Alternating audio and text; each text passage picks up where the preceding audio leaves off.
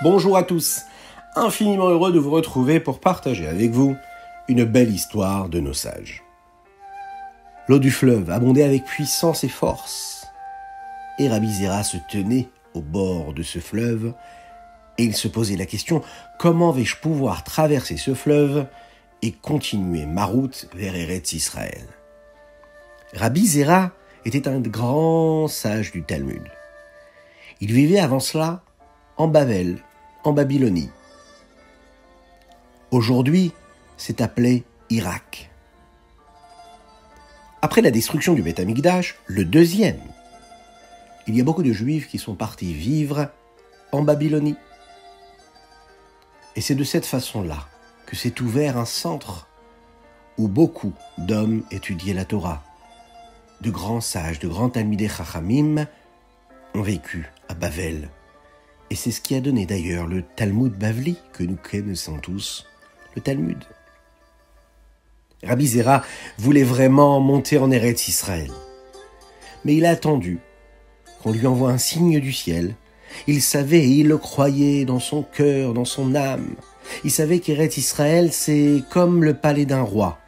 On ne peut rentrer dans le palais du roi avec des habits qui ne sont pas propres. On ne peut rentrer dans le palais du roi que si on a été invité à y entrer. C'est la raison pour laquelle Rabbi Zera a travaillé sur lui, réparé ses actions. Il a fait briller son âme et il attendait qu'on lui envoie un signe d'en haut du ciel pour qu'on lui montre qu'il était bien propre, qu'il était prêt à entrer en Eretz Israël. Une nuit, il fit un rêve. Et dans son rêve, il put voir des paquets de gerbes d'orge. Lorsqu'il s'est réveillé de son rêve, il était très très heureux parce que il est dit comme ça dans le Talmud que celui qui voit de l'orge dans son rêve, c'est un signe qu'il a été nettoyé des fautes qu'il a pu commettre pendant sa vie. Il s'est dit, voilà le signe, il est arrivé, je vais pouvoir matérialiser mon rêve. Aller en Eretz Israël. Pendant de longs jours, il a marché, avancé. À pied, toute cette route de Babel jusqu'en Eretz Israël. Et plus il se rapprochait de la terre, et plus son désir, son envie, cette passion qu'il avait de rentrer en Eretz Israël prenait forme en lui. On lui avait bien dit qu'il y avait un bateau qui passait le matin et le soir sur ce fleuve-là. Il le traversait avec tous ces travailleurs du jour qui avaient besoin de voyager eux aussi. Oui, mais voilà, la journée passait et le bateau n'était toujours pas là. Il avait tellement envie d'avancer, de se retrouver en Eretz Israël qu'il ne pouvait plus attendre. Il a regardé à droite, il a regardé à gauche et il s'est dit « Voilà ce morceau d'arbre qui est là, une branche, elle a l'air grande, elle a l'air forte. Je sais ce que je vais faire.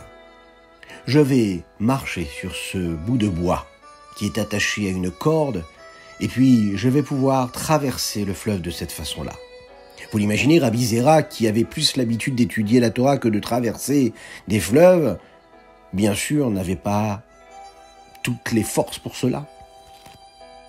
Mais il a quand même décidé de le faire. C'était pas facile. Et voilà que l'eau coulait et faisait bouger ce morceau de bois. Parfois, Rabbi Zera glissait, mais il se rattrapait. Et avec beaucoup de persévérance, il réussit à passer. Lorsqu'il était de l'autre côté, voilà qu'un non-juif se trouvait en face. Il a regardé Rabbi Zera, qui se battait pour traverser ce fleuve. Il lui a dit, « Vous les Juifs, vous avez cette force, vous avez cette conviction. Quand Dieu a voulu vous donner la Torah, il vous l'a donnée et vous l'avez acceptée sans avoir besoin de la lire ou de savoir même ce qu'il y avait à l'intérieur. Naaseh venishma, vous avez dit. Vous avez accepté avant de comprendre. » C'est un peu ce que je vois là quand je vous vois traverser ce fleuve, lui dit. Rabbi Zera a souri. Il lui a dit, tu sais, là je me dirige vers Eretz Israël. Moshe et Aaron, eux aussi ont voulu entrer en Eretz Israël. Et ils n'ont pas eu le mérite de pouvoir y entrer. Moi j'ai la possibilité d'entrer en Eretz Israël. Bien sûr que je ne peux même pas attendre une seule minute pour y entrer. Je vais tout faire pour y entrer le plus rapidement possible. Et c'est de cette façon-là que Rabbi Zera a pu traverser ce fleuve et arriver en Eretz Israël en paix. Il s'est installé à Tveria, Tibériade.